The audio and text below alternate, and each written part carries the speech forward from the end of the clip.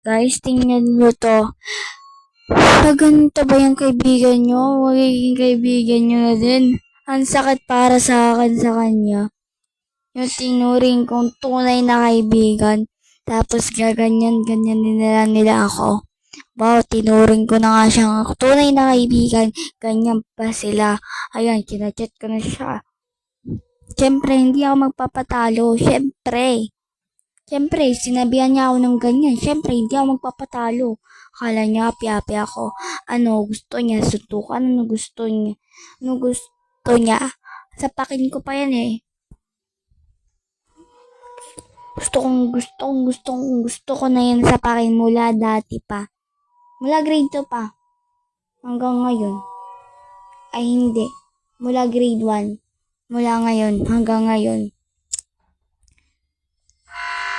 Gusto ko na siya sa bunutan, gusto ko na siya sapakin, gusto ko na siya suntukin, gusto ko na siya bugbugin. Kaso nga lang bawal kasi may principal office, merong guidance diyan, o di ba? Merong mga guidance diyan.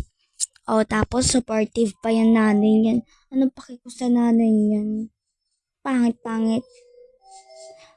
Ang ano pati, anong pandak-pandak. Pangit pati. Pangit kayo na nanay nito. May.